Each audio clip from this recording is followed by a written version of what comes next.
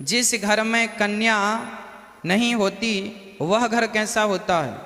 पुत्र तो पितरों के तर्पण एवं श्राद्ध करने के लिए होता है, परंतु कन्या का जन्म किस उद्देश्य से होता है? कहते हैं हमारे शरीर हमारे जीवन में कुछ ऋण होते हैं, मातृ ऋण, पितृ ऋण, देव ऋण और ऋषि ऋण। ये 4 ऋण सबके ऊपर होते हैं। हमारे ऊपर कितने ऋण हैं? 4। कौन कौन से? मातृ ऋण। मातृ ऋण कैसे चुकेगा? माँ की सेवा करके। और जब आपके यहाँ बेटी का जन्म होता है तो बेटी के जन्म से मातृ ऋण पूरा होता है। पितृ ऋण, पिता का ऋण तब चुकता है जब पुत्र की प्राप्ति हो और पिता की सेवा करो।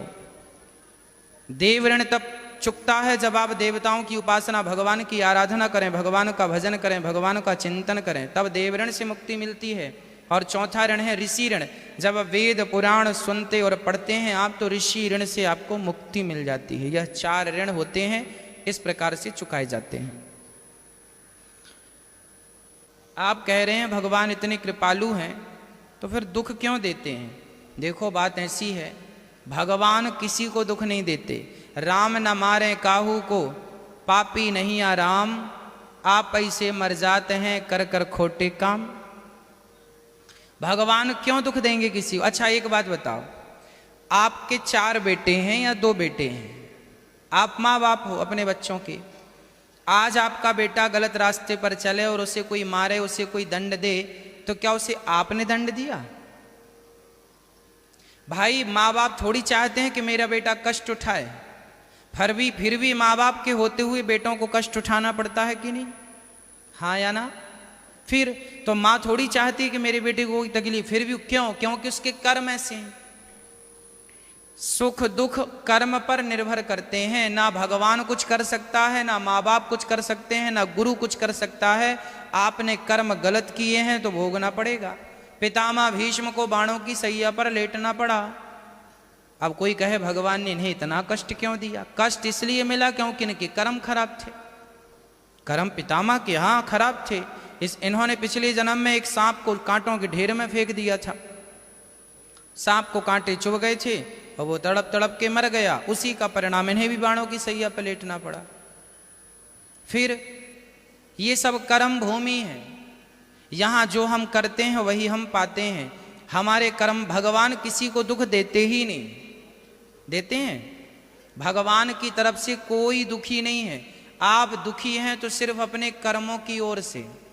अच्छा बताओ, रियल बताना, आज आप दुखी हैं, किसकी तरफ से दुखी हैं? भगवान की तरफ से या अपने खोटे कर्मों की तरफ से?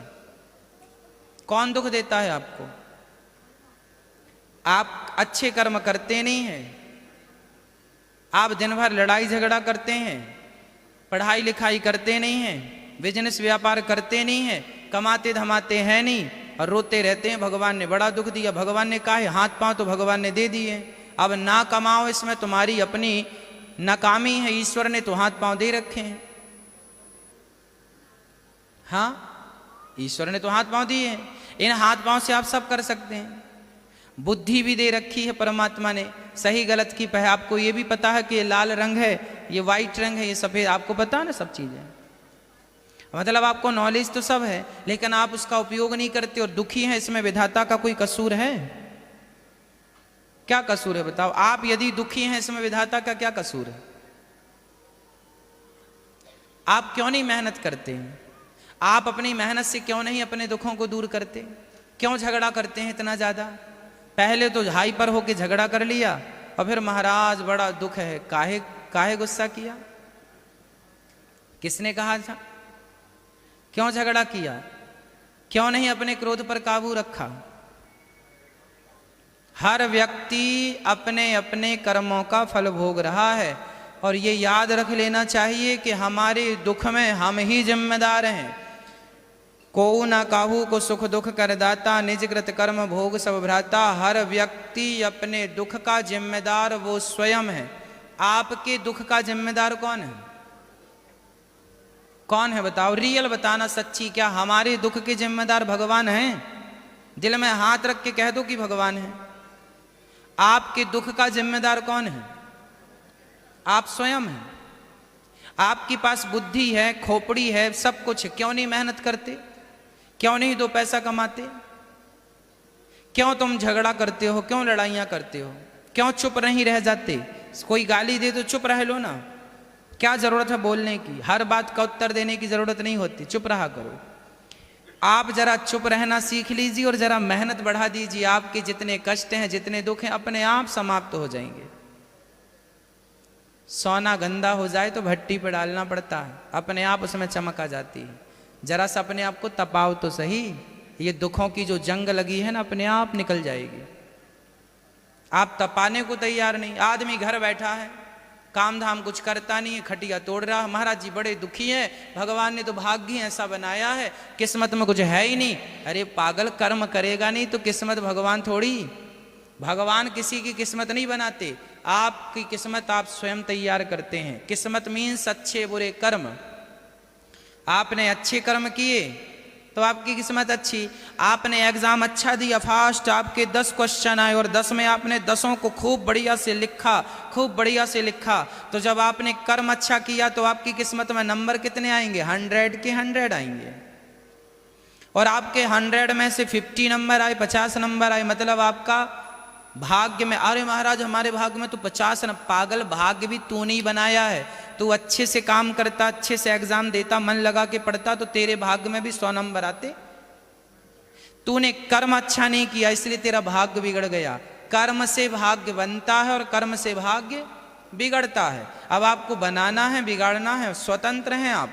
अपने कर्म को, अपने भाग्य को बनाने के लिए और अपने भाग्य को बिगाड़ने के लिए आप क्या हैं? स्वतंत्र हैं।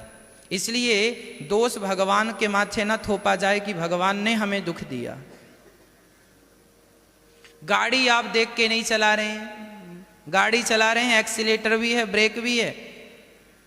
अब गाड़ी चलाने में मस्ती चल रही है, गाड़ी सामने, और देख रहे हैं यहाँ ठुकेगी और ठुक गई, अरे भगवान ने हमारा एक्सीडेंट करा दिया। पागल, बुद्धि थी तुम्हारे पास? तुम गाड़ी चला रहे हो कि तुम प्रपंच कर रहे हो? यहाँ क्यों देख रहे हो? सीधा क्यों नहीं देख रहे हो? अपने काम को ईमानदारी से क्यों नहीं कर रहे हो? आज जितने भी दुर्घटनाएं होती हैं, क्या ईश्वर की मर्जी से होती हैं? आपकी गलती से होती हैं। किससे होती हैं? किससे होती हैं? आज जितने भी एक्सीडेंट होते हैं गलती से होते हैं कि नहीं? गलती होती है। यदि गलती ना करे कोई तो क्या ये दुर्घटनाएं होंगी? गलती, एक सज्जन, आपने आए दिन सुना होगा, एक जगह क्या हुआ, जमीन में बोर किया, बोर तो कर लिया, कैसिंग डाल दी, लेकिन उसमें क्या हुआ कि उसका ढक्कन मुंह में बंद नहीं किया, एक छोटा सा बच्चा गिर गया। ये खबर आपने भी सुनी होगी, देखी होगी। एक बच्चा गिर गया, उसमें 50 फीट नीचे चला गया। अब क्या हुआ? अब माँ बाप रो रहे हैं और वो भी आ गया जिसने बोर किया था। ये दुर्घटना हो गई ना, बच्चे की भी जान चली गई, या जा सकती है। बच गई तो अच्छा है, भगवान ने बचाया, पर जान चली गई। इसमें बताओ क्या ईश्वर की मर्जी थी? कुछ हुई? तुम्हारी सिर्फ लापरवाही थी। तुमने बोर किया, गड्ढा किया, तो उसे बंद क्यों नहीं किया प्रॉपर? क्यों नहीं बंद किया? और माँ बाप की गलती यह है कि जब आपको पता है कि यहाँ गड्ढा है तो आपने बच्चे को जाने क्यों दिया? सिंपल है, ईश्वर की मर्जी ये नहीं है कि तुम मर जाओ। ईश्वर की मर्जी ये नहीं है कि तुम दुखी रहो। ईश्वर की मर्जी ये है, अच्छा कोई माँ बाप चाहते हैं कि मेरा बेटा मर जाए? कोई माँ बाप चाहते हैं कि मेरा बेटा रोता रहे? ना। जब तुम्हारे माँ बाप नहीं चाहते कि तुम रोते रहो और तुम मर जाओ, तो भगवान भी तो माँ बाप हैं। त्वमेव माता च पिता त्वमेव माता पिता तुम मेरे।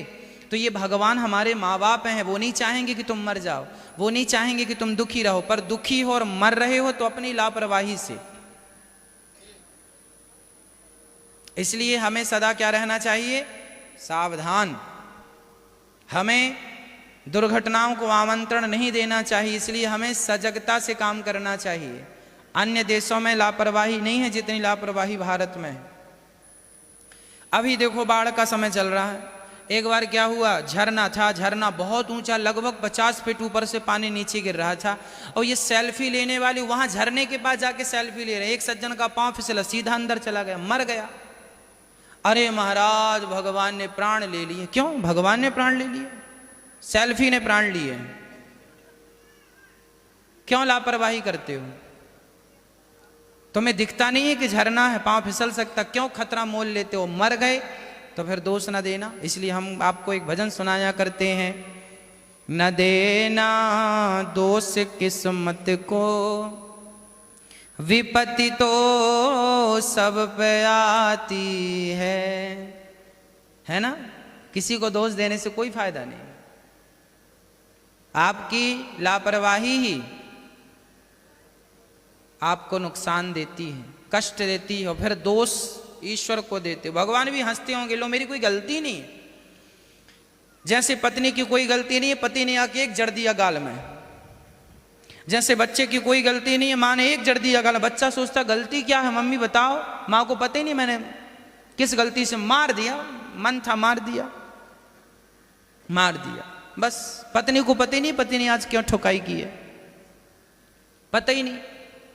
पत्नी रो रही है, मुंह फुलाए बैठी है, उसे पता ही नहीं। पति से पूछा क्यों जी आज आपने मारा क्यों? गुस्सा थी। किसके ऊपर गुस्सा थी? अरे बॉस ने कुछ कह दिया था। अरे बॉस ने कहा था वहां फैक्ट्री में, हमें क्यों मार दिया? कहीं का गुस्सा कहीं। माँ गुस्से में बहुत, पति ने मार दिया पत्नी को। अब माँ सोच रही किसको मारूं, बच्चा आ गया, मम्मी मम्मी दिया है, मम्मी मम्मी करता रहता। ले फिर क्या चल रहा है पता ही नहीं क्या चल रहा है, चल रहा है चल। ऐसी भगवान को भी लग रहा आप भगवान का कोई दोष नहीं था, पर आप भगवान तुम्हारी गलती। भगवान ही बोले मेरी गलती, मैंने कहाँ गलती कर दी? ऐसी भगवान कहते होंगे मेरी कोई गलती नहीं, और जबरदस्ती आप मेरे पर थोपे जा रहे हैं। पत्नी की गलती नहीं होती पर पति थोपता है, तेरी गलती है, तेरी गलती है। तब आपको समझ में आता ना मेरी गलती नहीं, फिर भी मुझे जलील किया जा रहा, फिर भी मुझे घसीटा जा रहा। उसी तरह भगवान को भी घसीटते हैं आप लोग। उन्हें भी बुरा लगता होगा कि मेरी कोई गलती नहीं, लापरवाही खुद करता है और उतारता मुझ पे, भगवान ने किया।